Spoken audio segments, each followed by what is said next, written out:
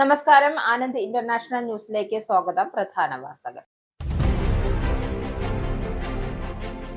യുകെയിലെ പ്രമുഖ രാഷ്ട്രീയ നേതാക്കളായ കെയർ സ്റ്റാമറും ഗ്രേറ്റർ മാഞ്ചസ്റ്റർ മേയറായ ആൻഡി ബെൻഹാം തമ്മിൽ രാഷ്ട്രീയ തന്ത്രങ്ങൾ മെനയുന്നതിൽ ഒരുമിച്ച് പ്രവർത്തിക്കുന്നതെന്ന് റിപ്പോർട്ട്. വരാനിരിക്കുന്ന വലിയ രാഷ്ട്രീയ പോരാട്ടങ്ങൾ തങ്ങളുടെ തന്ത്രങ്ങൾ പിഴയ്ക്കാതിരിക്കാൻ ഇരുവരും ഒരുമിച്ച് നീങ്ങുന്നത് ലേബർ പാർട്ടിയുടെ അടിത്തറ ശക്തമാക്കുവാനും രാഷ്ട്രീയ മത്സരങ്ങളുടെയും ഭരണപരമായ വെല്ലുവിളികളെയും നേരിടാൻ വേണ്ടിയാണ് എന്ന് കെയർ സ്റ്റാമറും ആൻഡി ബെൻഹാം ചേർന്ന് വാർ ഗെയിം നടത്തുന്നതെന്ന് സൂചന. യുകെയിലെ റിഫോം യുകെ പാർട്ടിക്കകത്ത് പുകയുന്ന സമ്മാന വിവാദങ്ങളെക്കുറിച്ച് പ്രതികരണവുമായി ഡെപ്യൂട്ടി നേതാവ് റിച്ചാർഡ് ടൈസ് രംഗത്ത്. സമ്മാനങ്ങളെക്കുറിച്ചോ സാമ്പത്തിക ഇടപാടുകളെക്കുറിച്ചോ പാർട്ടി നേതൃത്വത്തിന് വ്യക്തമായ അറിവില്ല എന്നും, എന്നാൽ പാർട്ടിയിലെ എല്ലാ അംഗങ്ങളുടെയും വ്യക്തിപരമായ പെരുമാറ്റങ്ങളെ നിയന്ത്രിക്കുക എന്നത് പ്രായോഗികമല്ല എന്നും റിച്ചാർഡ് ടൈസ്. വ്യക്തികളുടെ തെറ്റായ നടപടികളുടെ ഉത്തരവാദിത്വം പാർട്ടിയുടെ മേൽ കെട്ടിവെക്കരുതെന്നും അത്തരം കാര്യങ്ങളിൽ നിന്നും നേതൃത്വം അകലം പാലിക്കുന്നുവെന്നും ടൈസിന്റെ വാദം. പാർട്ടിയുടെ പ്രതിച്ഛായയെ ബാധിക്കുന്നതിനുള്ള പ്രതിരോധ നീക്കമാണ് ടൈസ് നടത്തുന്നതെന്ന് പ്രതിപക്ഷ പാർട്ടികൾ. ബ്രിട്ടനിൽ അത്യാഹിത വിഭാഗത്തിലെ തിരക്ക് കുറയ്ക്കാൻ പുതിയ പദ്ധതിയുമായി NHS എത്തുന്നു. NHS ആശുപത്രിയിലെ അടിയന്തര സേവന വിഭാഗത്തിലെ തിരക്ക് കുറയ്ക്കുവാനും ആരോഗ്യ മേഖലയിലെ സമ്മർദ്ദം കുറയ്ക്കുവാനും ഡിജിറ്റൽ ട്രിയാജ് സംവിധാനം കൊണ്ടുവരാൻ തീരുമാനം. പരീക്ഷണാടിസ്ഥാനത്തിൽ ഇത് നടപ്പിലാക്കുന്നത് 18 ആശുപത്രികൾ. അടിയന്തര പരിചരണം വേണ്ടവർ ഉടൻ ചികിത്സയും, ഗുരുതരമല്ലാത്ത രോഗികൾക്ക് ഡോക്ടറുടെ അപ്പോയിന്റ്മെന്റോ അല്ലാത്തവരെ GPയുടെ സേവനത്തിനും ഫിസിയോതെറാപ്പിയിലേക്ക് റെഫർ ചെയ്യുകയോ ചെയ്യും. Anand TV 5ാം film award June 13 ശനിയാഴ്ച. മലയാള സിനിമ, ടെലിവിഷൻ, ബിസിനസ് എന്നീ മേഖലകളിലെ മികവിന് യൂറോപ്യൻ മലയാളികൾ ചേർന്ന് നൽകുന്ന ആനന്ദ് TV 5ാം ഫിലിം അവാർഡിന്റെ വർണ്ണാഭമായ തുടക്കത്തിന് ഇനി അവശേഷിക്കുന്നത് വെറും 2 നാൾ മാത്രം. അവാർഡ് നിശ അരങ്ങേറുന്നത് യുകെയിലെ മാഞ്ചസ്റ്റർ O2 അപ്പോളോ വേദിയിൽ. അവാർഡ് ജേതാക്കളെ തിരഞ്ഞെടുക്കുന്നത് ഗാലപ്പ് പോളിലൂടെ. അവാർഡ് നൈറ്റിനെ മാറ്റുകൂട്ടാൻ പ്രശസ്ത സിനിമാ താരങ്ങളും ഗായകരും നർത്തകരും അണിനിരക്കുന്ന mega show. American president Donald ട്രംപിന്റെ കടുത്ത മുന്നറിയിപ്പിന് പിന്നാലെ ഇറാന്റെ വിവിധ നഗരങ്ങളിൽ അമേരിക്ക വ്യോമാക്രമണം നടത്തി. തന്ത്രപ്രധാനമായ ഹോർമോസ് കടലിടുക്ക് ഇറാൻ അടച്ചു. എണ്ണക്കപ്പലുകൾ ഉൾപ്പെടെയുള്ള എല്ലാ ഗതാഗതവും തടയുമെന്നും ഇറാൻ സൈനിക കമാൻഡ്. ഇറാന്റെ സിറിക് മിന, ബന്ദർ അബ്ബാസ്, ഷിം ദേബ്, ഗോർഗൻ എന്നിവിടങ്ങൾ ശക്തമായ സ്ഫോടനങ്ങൾ. ഇറാന്റെ ഭാഗത്തു നിന്നും തുടർച്ചയായ പ്രകോപനങ്ങൾക്കുള്ള മറുപടിയാണ് ഈ ആക്രമണമെന്നും, ഇറാനിലെ പ്രധാന സൈനിക കേന്ദ്രങ്ങൾ ലക്ഷ്യമിട്ടാണ് ആക്രമണം നടന്നതെന്നും ഇത് ഇനിയും തുടരുമെന്നും പ്രതിരോധ സെക്രട്ടറി പീറ്റർ ഹെഗ്സെറ്റ്. ഇറാനെതിരെ അമേരിക്ക വീണ്ടും വ്യാപക സൈനിക ആക്രമണം നടത്തിയതിന് പിന്നാലെ ആക്രമണം അവസാനിപ്പിക്കണമെന്നാവശ്യപ്പെട്ട് ഇറാൻ നേതാക്കൾ നേരിട്ട് തന്നെ ബന്ധപ്പെട്ടു എന്ന് അമേരിക്കൻ പ്രസിഡന്റ് ഡൊണാൾഡ് ട്രംപ്. ഇറാന്റെ തുടർച്ചയായ ആക്രമണപരമായ നടപടികൾക്കുള്ള മറുപടിയായാണ് പുതിയ സൈനിക നടപടി സ്വീകരിച്ചതെന്നും സെൻട്രൽ കമാൻഡ്.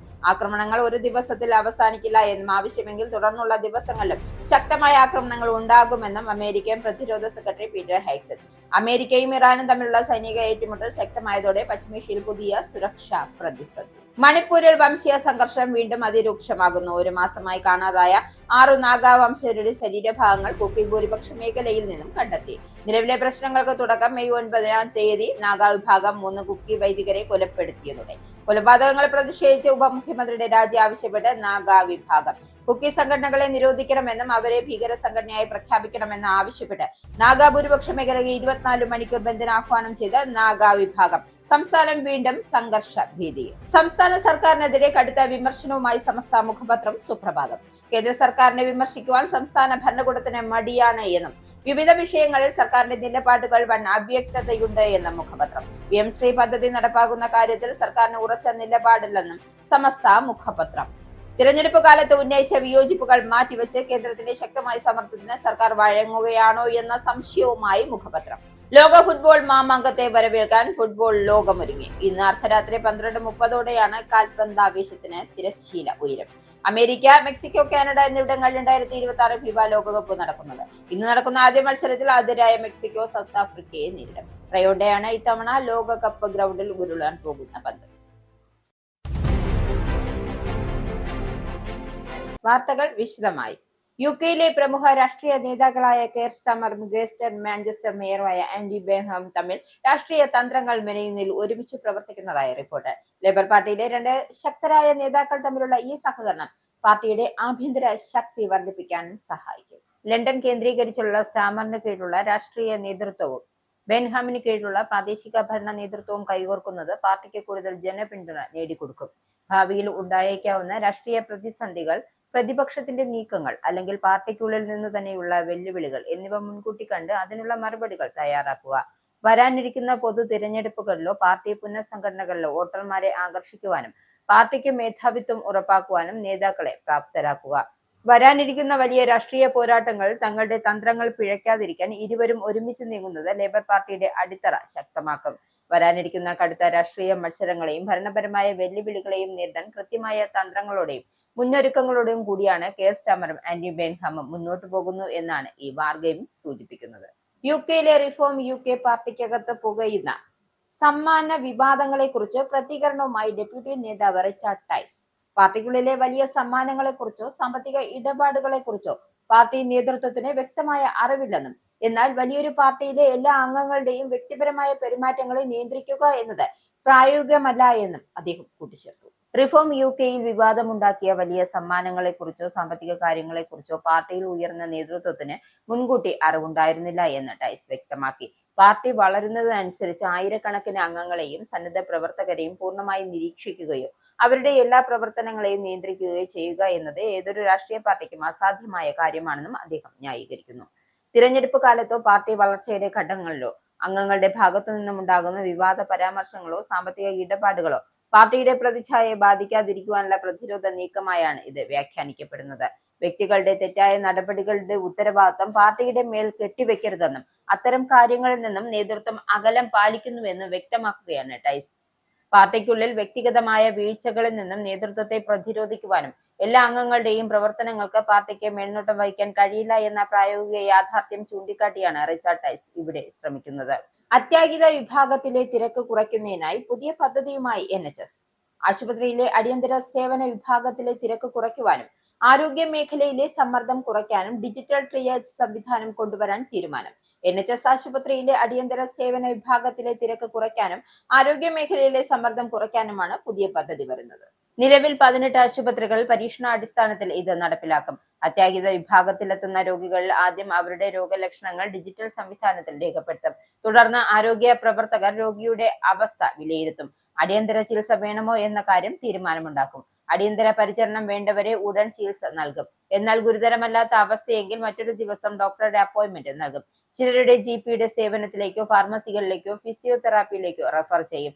ഈ സംവിധാനം എല്ലാ NHS ട്രസ്റ്റുകളും നടപ്പിലാക്കണമെന്നും NHS chief executive Jim Mackey വ്യക്തമാക്കി. പുതിയ സംവിധാനം വന്നതിനു ശേഷം east Lancashire teaching hospital NHS ട്രസ്റ്റിന്റെ അത്യാഹിത രോഗികളുടെ ശരാശരി കാത്തിരിപ്പ് സമയം 178 മിനിറ്റിൽ നിന്നും 94 മിനിറ്റായി ഏകദേശം പകുതിയായി കുറഞ്ഞതായും NHS അറിയിച്ചു. ആർട്ടിഫിഷ്യൽ ഇന്റലിജൻസിനെ കൂടുതലായി ആശ്രയിക്കുന്ന സാഹചര്യത്തിൽ അവ വരുത്തുന്ന വീഴ്ചകളുടെ ബാധ്യത ഡോക്ടർമാരുടെയും NHSന്റെയും തലയിൽ വീഴുമെന്ന് ആശങ്ക. AI ടൂളുകൾ ഉപയോഗിച്ച് രോഗം സ്ഥിരീകരിക്കുകയും ഇതനുസരിച്ച് ചികിത്സ നൽകുകയും ചെയ്യുന്നതിന്റെ പേരിലാണ് കേസ് വരികയെന്ന് മന്ത്രിമാർക്കുള്ള മുന്നറിയിപ്പിൽ വ്യക്തമാക്കുന്നു. AI ഉപയോഗിച്ചതിന്റെ ഫലമായാണ് രോഗികൾക്ക് അപകടം നേരിടുന്നതും മരണം സംഭവിക്കുന്നതുമെങ്കിൽ ഡോക്ടർമാർക്കും ഹെൽത്ത് സർവീസിനും ബാധ്യത വരുമെന്നാണ് നിയമം വ്യക്തമാക്കുന്നത്. ഈ നിയമം പരിഷ്കരിച്ചില്ലെങ്കിൽ ക്ലിനിക്കൽ വീഴ്ചയുടെ പേരിൽ ഡോക്ടർമാരുടെ പേരിൽ ഇതിന്റെ ഉത്തരവാദിത്വം വരും എന്നതാണ് നിലവിലെ അവസ്ഥ.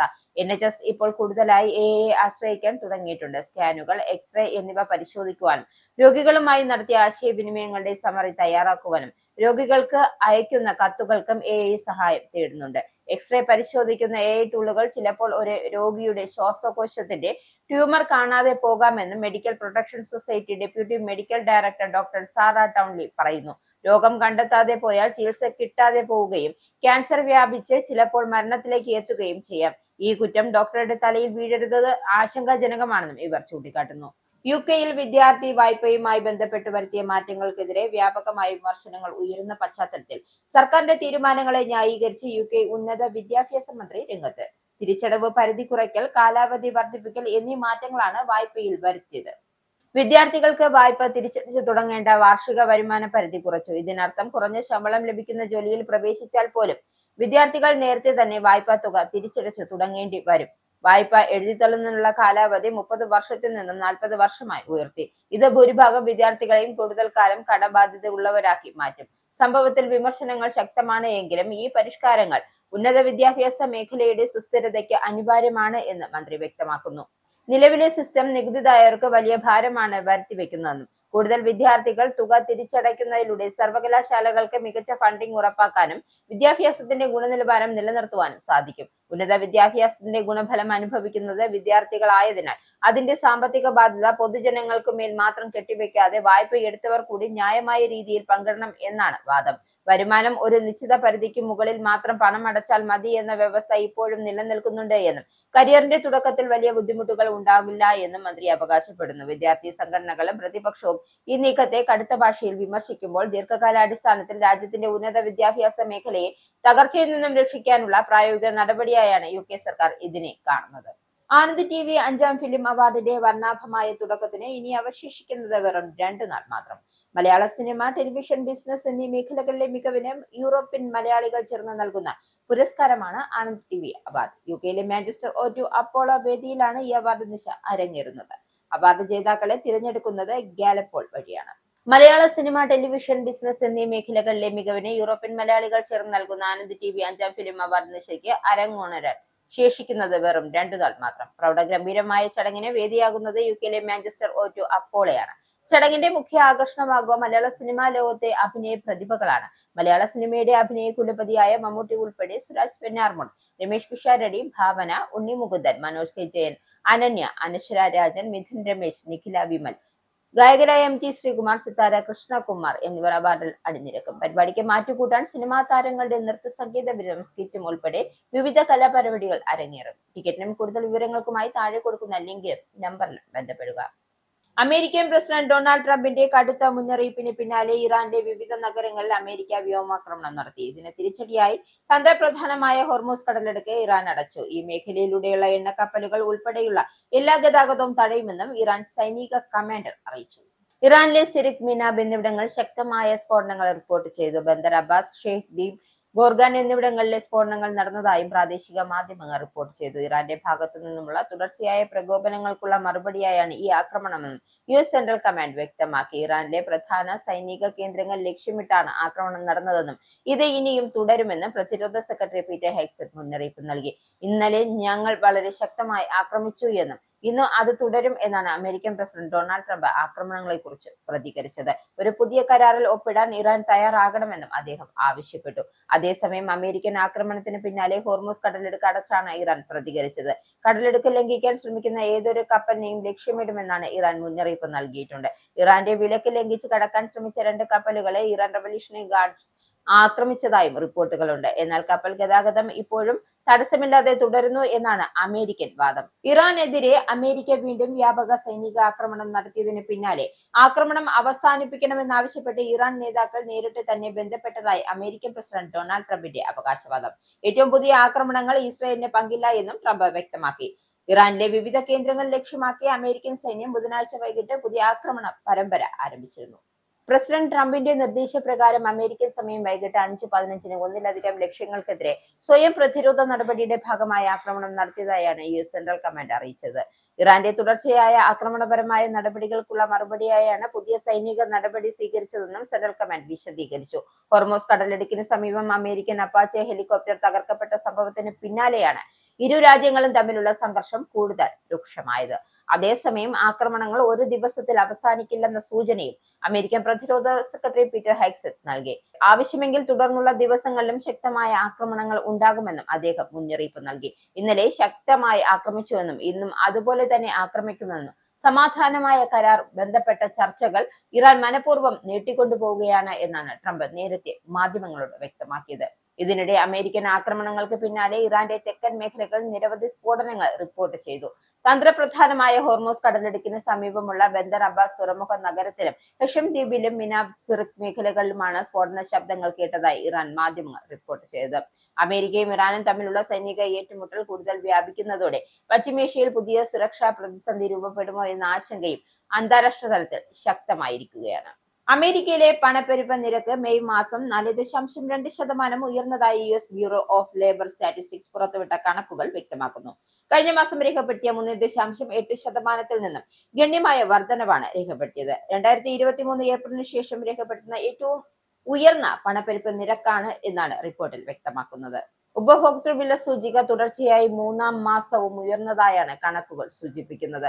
ഊർജ്ജ ചെലവിലുണ്ടായ കുത്തനെയുള്ള വർധനവാണ് പണപ്പെരുപ്പം ഉയരാൻ പ്രധാന കാരണമായതെന്നും BLS വ്യക്തമാക്കി. ഇറാനുമായി ബന്ധപ്പെട്ട സംഘർഷങ്ങളും പശ്ചിമേഷ്യയിലെ അസ്ഥിരതയും അമേരിക്കൻ കുടുംബാംഗങ്ങളുടെ ദൈനംദിന ചെലവുകളെ കൂടുതൽ ബാധിച്ചിരിക്കുകയാണ് എന്ന് സാമ്പത്തിക വിദഗ്ധർ ചൂണ്ടിക്കാട്ടുന്നു.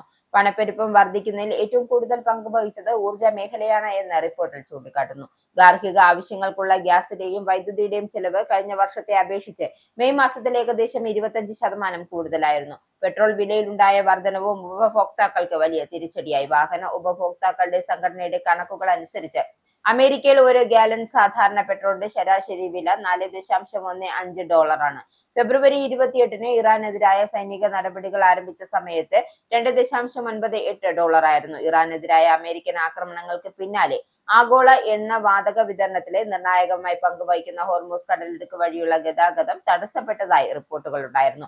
ലോകത്തിലെ എണ്ണ വാതക വിതരണത്തിന്റെ ഏകദേശം 1/5 ഈ കടലിടുക്കിലൂടെയാണ് കടന്നുപോകുന്നത്. ഇതോടെ അന്താരാഷ്ട്ര വിപണിയിൽ ക്രൂഡ് ഓയിൽ വില ഉയരുകയും അതിന്റെ പ്രതിഫലനം അമേരിക്കയിലെ ഇന്ധന വിലയും പ്രകടമാകുകയും ചെയ്തതായി സാമ്പത്തിക നിരീക്ഷകർ വിലയിരുത്തുന്നു. വിമാനയാത്ര, ആരോഗ്യ പരിപാലനം, വിനോദം, ആശയവിനിമയം തുടങ്ങിയ മേഖലകളിലും വില വർധനവ് രേഖപ്പെടുത്തിയതായും BLS അറിയിച്ചു. ഒരു വർഷം മുമ്പുള്ള അതേ മാസവുമായി താരതമ്യം ചെയ്ത ഉപഭോക്തൃ സാധനങ്ങളുടെയും സേവനങ്ങളുടെയും വിലയിലുണ്ടായ മാറ്റങ്ങളാണ് ഉപഭോക്തൃ വില സൂചിക അളക്കുന്നത്. പണപ്പെരുപ്പം ഉയർന്നതോടെ ഉപഭോക്തൃ ചെലവുകൾ നിയന്ത്രിക്കുന്നതിനും വിലക്കയറ്റം സമ്മർദ്ദം കുറയ്ക്കുന്നതിനുമായി അമേരിക്കൻ ഫെഡറൽ റിസർവ് പലിശ നിരക്ക് വീണ്ടും ഉയർത്തിയേക്കുമെന്ന് വിലയിരുത്തലും ശക്തമാകുന്നുണ്ട്. ഫെഡറൽ റിസർവിന്റെ ദീർഘകാല പണപ്പെരുപ്പ ലക്ഷ്യം 2%. നിലവിൽ 4.2% നിരക്ക് ആ ലക്ഷ്യത്തിന്റെ ഇരട്ടിയിലധികമാണ്. റഷ്യയുടെയും ഉക്രൈൻ അധിനിവേശത്തെ തുടർന്നുണ്ടായ ഊർജ്ജ പ്രതിസന്ധിക്കെതിരെ 2023 ഏപ്രിലാണ് അമേരിക്കയിലും ഇതിലും ഉയർന്ന പണപ്പെരുപ്പ് നിരക്ക് അവസാനമായി രേഖപ്പെടുത്തിയത്. സ്കോട്ട്ലൻഡിലെ ഗ്ലാസ്ഗോയിലെ കോമൺവെൽത്ത് ഗെയിംസിന് കൊടിയേറ്റം കുറിക്കുമ്പോൾ സന്തോഷം പങ്കുവച്ചിരിക്കുകയാണ് നോർത്ത് സ്കോട്ട്ലൻഡിലെ സൗഹൃദം ടീം. തങ്ങളുടെ ടീമിന് കോമൺവെൽത്തിന്റെ ഭാഗമാകാൻ സാധിച്ചതിന്റെ സന്തോഷം പങ്കിട്ടിരിക്കുകയാണ് അവർ. വിമൻ ടു സ്റ്റൈൻ പ്രോജക്ട് വഴി തത്സമയ തിരുവാതിര പ്രകടനം അവതരിപ്പിക്കുകയും സാംസ്കാരിക വർക്ക്ഷോപ്പുകൾ നടത്തുകയും ചെയ്യാൻ സാധിക്കും. ജൂൺ 13, ജൂൺ 20 എന്നീ 2 ഷോകളിലാണ്, അതായത് ഈ 2 ദിവസങ്ങളിലായി നടക്കുന്ന ഷോകൾ 2 ഷോ വീതമെന്ന അവതരിപ്പിക്കാനുള്ള അവസരം ലഭിച്ചിരിക്കുന്നത്. കേരളത്തെയും സംസ്കാരത്തെയും പ്രദർശിപ്പിക്കുന്ന തങ്ങളുടെ പ്രോജക്റ്റ് അവതരിപ്പിക്കാൻ തിരഞ്ഞെടുക്കപ്പെട്ടത് തങ്ങളുടെ ഭാഗ്യമായാണ് അവർ കണക്കാക്കുന്നത്. 600-ലധികം അപേക്ഷകളിൽ നിന്നായാണ് ടീമിനെ തിരഞ്ഞെടുത്തത്. ഷോ കാണാനും ടിക്കറ്റ് ബുക്ക് ചെയ്യാനും ഈ ആഘോഷത്തിന്റെ ഭാഗമാകാനും ടീം എല്ലാവരെയും ക്ഷണിക്കുകയാണ്. ഇനി പൗണ്ട്, യൂറോ, ഡോളർ, രൂപ ഇന്നത്തെ വിനിമയ നിരക്ക്. ഒരു പൗണ്ട് 128.05 ഇന്ത്യൻ രൂപ. ഒരു പൗണ്ട് 1.16 യൂറോ. ഒരു US ഡോളർ 95.66 ഇന്ത്യൻ രൂപ. ഒരു യൂറോ 110.52 ഇന്ത്യൻ രൂപ. ഒരു പൗണ്ട് 1.34 US ഡോളർ. ഒരു കനേഡിയൻ ഡോളർ 68.66 ഇന്ത്യൻ രൂപ. ഇനിയൊരു ഇടവേള.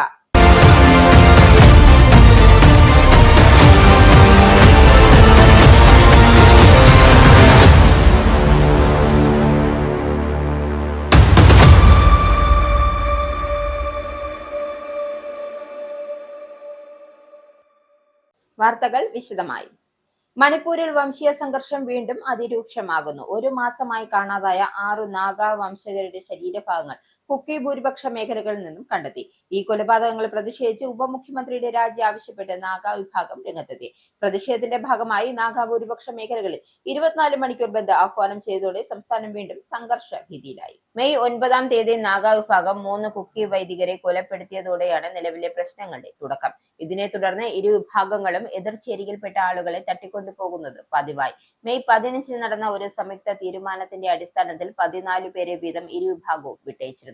എന്നാൽ നാഗ വിഭാഗത്തിൽപ്പെട്ട 6 പേരെ കുറിച്ച് ഒരു മാസമായി യാതൊരു വിവരവും ഉണ്ടായിരുന്നില്ല. കാണാതായവർക്കായി കുക്കി ഭൂരിപക്ഷ മേഖലയായ കാംബോക് ജില്ലയിൽ നടത്തിയ വ്യാപകമായ തിരച്ചിലിനൊടുവിലാണ് 6 പേരുടെയും മൃതദേഹങ്ങൾ കണ്ടെത്തിയത്.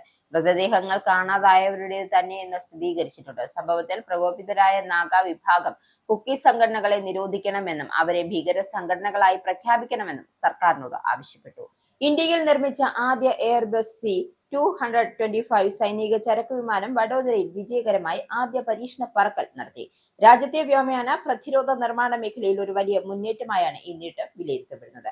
വഡോദരയിലെ ഫൈനൽ അസംബ്ലി ലൈനിൽ നിന്നാണ് വിമാനം ബുധനാഴ്ച കന്നി പരീക്ഷണം നടത്തിയത്.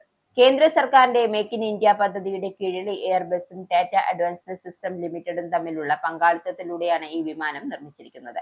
ഇന്ത്യൻ വ്യോമസേനയ്ക്കായി ഇന്ത്യയിൽ നിർമ്മിക്കുന്ന 40 വിമാനങ്ങളിൽ ആദ്യത്തേതാണ് ഇത്. ഇന്ത്യയിൽ സ്വകാര്യ മേഖലയിൽ നിർമ്മിക്കപ്പെടുന്ന ആദ്യത്തെ സൈനിക വിമാനമാണിതെന്ന പ്രത്യേകതയും ഈ പദ്ധതിക്കുണ്ട്. എയർബസ്, ടാറ്റ ഗ്രൂപ്പ് എന്നിവയ്ക്ക് പുറമെ രാജ്യത്തിനുടനീളമുള്ള നിരവധി ചെറുകിട ഇടത്തരം സംരംഭങ്ങളും ഈ വിമാനത്തിന്റെ ഭാഗങ്ങൾ നിർമ്മിക്കുന്നതിൽ പങ്കാളികളായിട്ടുണ്ട്. ഈ വർഷം തന്നെ ആദ്യ മെയ്ഡ് ഇൻ ഇന്ത്യ C-295 വിമാനം വ്യോമസേനയ്ക്ക് കൈമാറാനാണ് അധികൃതർ ലക്ഷ്യമിട്ടിരുന്നത്. വിവിധ ഉദ്ദേശങ്ങൾക്കായി ഉപയോഗിക്കാവുന്ന ഈ വിമാനം ചരക്ക് നീക്കം, നിരീക്ഷണം, ദുരിതാശ്വാസ പ്രവർത്തനങ്ങൾ എന്നിവയ്ക്ക് ഏറെ അനുയോജ്യമാണ്.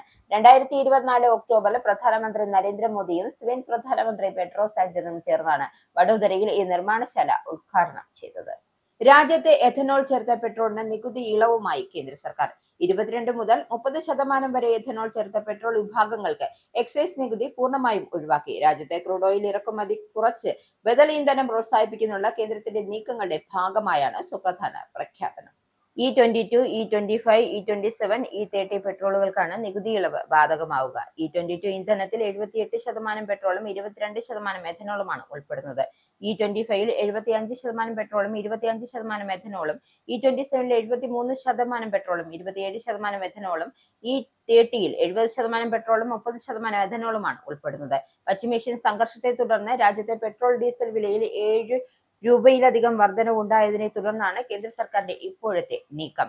ലോകത്തിലെ മൂന്നാമത്തെ ഏറ്റവും വലിയ ക്രൂഡ് ഓയിൽ ഇറക്കുമതി രാജ്യമായ ഇന്ത്യ എഥനോൾ ചേർത്ത പെട്രോളിന്റെ ഉപയോഗം പ്രോത്സാഹിപ്പിച്ച് ഇറക്കുമതി കുറയ്ക്കാനുള്ള നീക്കം നടത്തുന്നതിനിടെയാണ് എക്സൈസ് നികുതിയിൽ ഇളവ്. അടുത്ത 85% എഥനോളും 15% പെട്രോളും കലർന്ന E85 ഇന്ധനം കേന്ദ്ര സർക്കാർ അവതരിപ്പിച്ചിരുന്നു. ആദ്യഘട്ടത്തിൽ ദില്ലിയിലെ പൊതുമേഖലാ പമ്പുകളിലാണ് E85 ഇന്ധനം ലഭ്യമാവുക. രാജ്യത്ത് ഈ വർഷം 100ഓളം പമ്പുകൾ കൂടി ആരംഭിക്കുവാനും കേന്ദ്രം തീരുമാനിച്ചിട്ടുണ്ട്. സാധാരണ പെട്രോളിനേക്കാൾ 20% വിലക്കുറവാണ്. സംസ്ഥാന സർക്കാരിനെതിരെ കടുത്ത വിമർശനവുമായി സമസ്ത മുഖപത്രം സുപ്രഭാതം.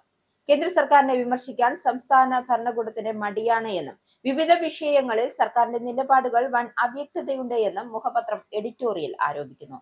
പ്രധാനമായും PM ശ്രീ പദ്ധതി നടപ്പാക്കുന്ന കാര്യത്തിൽ സർക്കാരിന് ഉറച്ച നിലപാടില്ലാത്തതിനെ പത്രം ചോദ്യം ചെയ്യുന്നു.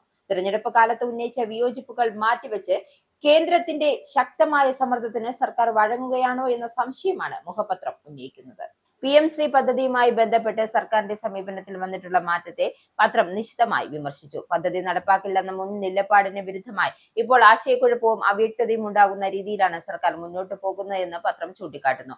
മുൻ സർക്കാർ ക്യാബിനറ്റ് അറിയാതെ കരാറിൽ ഒപ്പിട്ടതാണ് പ്രശ്നമെന്നും ക്യാബിനറ്റ് അറിഞ്ഞുകൊണ്ട് ഇത്തരം നിലപാടുകളിലേക്ക് പോകുന്നതിൽ തെറ്റില്ല എന്നും മുഖ്യമന്ത്രിയുടെ പ്രസ്താവന ഇതിന് തെളിവായി പത്രം നിരത്തുന്നു. ഇത് കേന്ദ്രവുമായുള്ള ഒത്തുകളിയാണോ എന്ന ഗൗരവകരമായ ചോദ്യമാണ് സമസ്ത ഇതിലൂടെ ഉയർത്തുന്നത്. ഉന്നത വിദ്യാഭ്യാസ രംഗത്ത് ഗവർണർ നടത്തുന്ന ഇടപെടലുകളിൽ സർക്കാർ പുലർത്തുന്ന മൗനവും വലിയ പ്രതിഷേധത്തിന് കാരണമായിട്ടുണ്ട്. MG സർവകലാശാല ഉൾപ്പെടെയുള്ള വിദ്യാഭ്യാസ സ്ഥാപനങ്ങളിൽ BJP സംഘപരിവാർ അജണ്ടകൾ നടപ്പാക്കാൻ ഗവർണർ ശ്രമിക്കുന്നു എന്ന് പത്രം ആരോപിക്കുന്നു. വൈസ് ചാൻസലർമാർ, സെനറ്റ് അംഗങ്ങൾ എന്നിവരായി BJP അനുഭാവികളെ നോമിനേറ്റ് ചെയ്യുന്ന നടപടികൾക്കെതിരെ ശക്തമായ പ്രതികരണമോ നിലപാടോ സർക്കാരിന്റെ ഭാഗത്തു നിന്നും ഉണ്ടാകുന്നില്ല എന്നും പത്രം കുറ്റപ്പെടുത്തുന്നു. ഇത്തരം നീക്കങ്ങൾ തടയാൻ ഭരണകൂടം തയ്യാറാകാത്തത് ദുരൂഹമാണ് എന്നാണ് സമസ്തയുടെ പക്ഷം. പല നിർണായകമായ വിഷയങ്ങളും വിട്ടുവീഴ്ച ചെയ്യുന്ന സർക്കാർ ജനങ്ങളോട് ഒളിച്ചുകളി നടത്തുകയാണെന്നും ഇത് വലിയ ജനവികാരത്തിന് കാരണമാകുമെന്നും സമസ്ത മുന്നറിയിപ്പ് നൽകുന്നു. ഇത്തരത്തിലുള്ള ഒളിച്ചുകളി നടത്തിക്കൊണ്ട് പുതിയൊരു കേരളം സൃഷ്ടിക്കുമെന്ന് പറയുന്നതിൽ അർത്ഥമില്ല എന്നാണ് മുഖപത്രം എഡിറ്റോറിയൽ ചൂണ്ടിക്കാട്ടുന്നത്. ശബരിമല സ്വർണ്ണക്കൊള്ള ആരോപണത്തിലെ പത്മകുമാറിനെതിരെ ഒടുവിൽ നടപടിക്കൊരുങ്ങി CPM. നടപടി ചർച്ച ചെയ്യുന്നതിനായി പത്തനംതിട്ട ജില്ലാ കമ്മിറ്റിയെ ചുമതലപ്പെടുത്തി. 15-ന് പത്തനംതിട്ട ജില്ലാ കമ്മിറ്റി ചേരും. അന്ന് നടപടിയെടുക്കാനാണ് സാധ്യത. പത്മകുമാറിനെ പാർട്ടി പരിപാടികളിൽ നിന്നും മാറ്റി നിർത്താൻ മാത്രമായിരുന്നു ഇതുവരെയുള്ള നിർദ്ദേശം. കഴിഞ്ഞയാഴ്ചയാണ് പത്മകുമാർ പാർട്ടി അംഗത്വം പുതുക്കിയത്. സ്വർണ്ണക്കൊള്ള ആരോപണം തെരഞ്ഞെടുപ്പ് റിവ്യൂ റിപ്പോർട്ടിൽ സംസ്ഥാന നേതൃത്വം മയപ്പെടുത്തിയിരുന്നു. എന്നാൽ നടപടി പരാമർശിക്കാതെ മുന്നോട്ടു പോകാനാകില്ല എന്ന് സംസ്ഥാന കമ്മിറ്റി ശഠിച്ചു. ഇതിന് പിന്നാലെയാണ് CPM തിരുത്തിന് തയ്യാറായത്. പത്മകുമാറിനെതിരെ സ്വീകരിക്കേണ്ട നടപടികൾ സംബന്ധിച്ച് ചർച്ച ചെയ്യുന്നതിനായി പത്മകുമാറിനെ ചുമതലപ്പെടുത്തുകയും ചെയ്തു. സംസ്ഥാന സമിതിയുടെ ആവശ്യമനുസരിച്ച് സെക്രട്ടേറിയറ്റ് റിപ്പോർട്ടിൽ 3 പ്രധാന തിരുത്തുകളാണ് നടത്തിയിരിക്കുന്നത്. പത്മകുമാറിനെതിരെയുള്ള നടപടി PK ശ്യാമളയുടെ സ്ഥാനാർത്ഥിത്വത്തിൽ വീഴ്ച ഏറ്റുപറഞ്ഞു, വെള്ളാപ്പള്ളിക്കെതിരെ പ്രസ്താവന നടത്തേണ്ടതായിരുന്നു എന്ന് സമ്മതിച്ചു തുടങ്ങിയവയാണ് പ്രധാന തിരുത്തലുകൾ. തളിപ്പറമ്പ് സ്ഥാനാർത്ഥിത്വത്തിൽ സംസ്ഥാന സമിതിയിൽ കടുത്ത വിമർശനമാണ് ഉയർന്നത്. മണ്ഡലം കമ്മിറ്റിയിലെ 73 പേരിൽ 70 പേരും PK ശ്യാമളയ്ക്ക് എതിരായിരുന്നു. എന്നിട്ടും സ്ഥാനാർത്ഥിയായത് ഞെട്ടിച്ചതെന്ന് കാസർഗോഡ് നിന്നുള്ള അംഗം സംസ്ഥാന സമിതിയിൽ വ്യക്തമാക്കിയിരുന്നു. കേരളത്തിൽ നിപ്പ സ്ഥിരീകരിച്ചതിനെ കുറിച്ചുള്ള ആരോഗ്യമന്ത്രി K മുരളീധരന്റെ പഴയ പ്രസംഗം സോഷ്യൽ മീഡിയയിൽ വൈറലാകുന്നു. CPM ഹാൻഡുകളിലാണ് ഈ വീഡിയോ പങ്കുവെക്കുന്നത്. എരണം കെട്ടവർ നാട് ഭരിച്ചാൽ നാട് മുടിയും എന്ന അവസ്ഥയാണ് കേരളത്തിനെന്നായിരുന്നു 2021 മുരളീധരൻ പറഞ്ഞത്. മര്യാദയ്ക്ക് എന്തെങ്കിലും ഒരു ആഘോഷം സംസ്ഥാനത്ത് നടന്നിട്ട് വർഷങ്ങളായി. ഭരിക്കുന്നവർ നല്ലതല്ലെങ്കിൽ നാട്ടിൽ അനർത്ഥങ്ങൾ സംഭവിക്കുമെന്നും അന്ന് മുരളി പറഞ്ഞു. ഈ അടുത്ത കാലത്തൊരു രോഗം വന്നു, നിപ്പ. അത് കേരളത്തിൽ മാത്രമാണ് ഉണ്ടായത്. വവ്വാലിൽ നിന്നാണ് രോഗം ഉത്ഭവിച്ചതെന്ന് ശാസ്ത്രീയമായി കണ്ടെത്തി. കെ കരുണാകരനും AK ആന്റണിയും ഒക്കെ ഭരിച്ചപ്പോൾ കേരളത്തിൽ വവ്വാലുകൾ ഉണ്ടായിരുന്നു.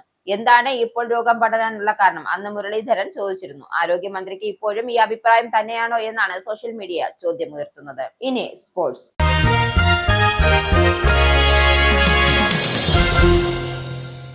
ലോക ഫുട്ബോൾ മാമാങ്കത്തെ വരവേൽക്കാൻ ഫുട്ബോൾ ലോകം ഒരുങ്ങിക്കഴിഞ്ഞു. ഇന്ന് അർദ്ധരാത്രി 12:30 കാൽപന്താവേശത്തിന് തിരശ്ശീല ഉയരുന്നത്. അമേരിക്ക, മെക്സിക്കോ, കാനഡ എന്നിവിടങ്ങളിലാണ് 2026 ഫിഫ ലോകകപ്പ് നടക്കുന്നത്. ഇന്ന് നടക്കുന്ന ആദ്യ മത്സരത്തിൽ ആദ്യരായ മെക്സിക്കോ സൗത്ത് ആഫ്രിക്കയെ നേരിടും.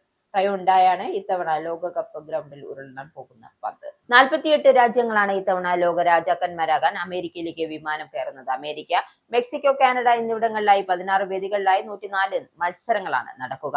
2026 ലോകകപ്പിന് വേദിയാകുന്നതോടെ 3 വ്യത്യസ്ത ലോകകപ്പുകൾക്ക് വേദിയാകുന്ന ഒരേ ഒരു സ്റ്റേഡിയം എന്ന വിശേഷണവും മെക്സിക്കോ സിറ്റിയുടെ അസ്തെക്ക സ്റ്റേഡിയത്തിന് സ്വന്തം. 1970 ലോകകപ്പിലും 1986 ലോകകപ്പിലും ഇവിടെ മത്സരങ്ങൾ നടന്നിരുന്നു. ജൂലൈ 19 രാത്രി 12:30 US-ലെ ന്യൂജേഴ്സിയിലാണ് ലോക ചാമ്പ്യന്മാരെ ലഭിക്കുന്ന 2026 ലോകകപ്പ് കലാശപ്പോര് അരങ്ങേറുന്നത്.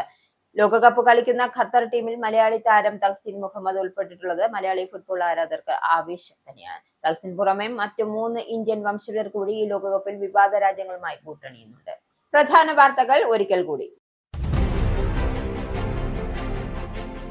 UK-യിലെ പ്രമുഖ രാഷ്ട്രീയ നേതാക്കളായ കെയർ സ്റ്റാമറും ഗ്രേറ്റർ മാഞ്ചസ്റ്റർ മേയറായ ആൻഡി ബെൻഹാം തമ്മിൽ രാഷ്ട്രീയ തന്ത്രങ്ങൾ മെനയുന്നതിൽ ഒരുമിച്ച് പ്രവർത്തിക്കുന്നതെന്ന് റിപ്പോർട്ട്. വരാനിരിക്കുന്ന വലിയ രാഷ്ട്രീയ പോരാട്ടങ്ങൾ തങ്ങളുടെ തന്ത്രങ്ങൾ പിഴയ്ക്കാതിരിക്കാൻ ഇരുവരും ഒരുമിച്ച് നീങ്ങുന്നത് ലേബർ പാർട്ടിയുടെ അടിത്തറ ശക്തമാക്കുവാനും രാഷ്ട്രീയ മത്സരങ്ങളുടെയും ഭരണപരമായ വെല്ലുവിളികളെയും നേരിടാൻ വേണ്ടിയാണ് എന്ന് കെയർ സ്റ്റാമറും ആൻഡി ബെൻഹാം ചേർന്ന് വാർ ഗെയിം നടത്തുന്നതെന്ന് സൂചന. UK-യിലെ റിഫോം UK പാർട്ടിക്കകത്ത് പുകയുന്ന സമ്മാന വിവാദങ്ങളെക്കുറിച്ച് പ്രതികരണവുമായി ഡെപ്യൂട്ടി നേതാവ് റിച്ചാർഡ് ടൈസ് രംഗത്ത്. സമ്മാനങ്ങളെക്കുറിച്ചോ സാമ്പത്തിക ഇടപാടുകളെക്കുറിച്ചോ പാർട്ടി നേതൃത്വത്തിന് വ്യക്തമായ അറിവില്ല എന്നും, എന്നാൽ പാർട്ടിയിലെ എല്ലാ അംഗങ്ങളുടെയും വ്യക്തിപരമായ പെരുമാറ്റങ്ങളെ നിയന്ത്രിക്കുക എന്നത് പ്രായോഗികമല്ല എന്നും റിച്ചാർഡ് ടൈസ്. വ്യക്തികളുടെ തെറ്റായ നടപടികളുടെ ഉത്തരവാദിത്വം പാർട്ടിയുടെ മേൽ കെട്ടിവെക്കരുതെന്നും അത്തരം കാര്യങ്ങളിൽ നിന്നും നേതൃത്വം അകലം പാലിക്കുന്നുവെന്നും ടൈസിന്റെ വാദം. പാർട്ടിയുടെ പ്രതിച്ഛായയെ ബാധിക്കുന്നതിനുള്ള പ്രതിരോധ നീക്കമാണ് ടൈസ് നടത്തുന്നതെന്ന് പ്രതിപക്ഷ പാർട്ടികൾ. ബ്രിട്ടനിൽ അത്യാഹിത വിഭാഗത്തിലെ തിരക്ക് കുറയ്ക്കാൻ പുതിയ പദ്ധതിയുമായി NHS എത്തുന്നു.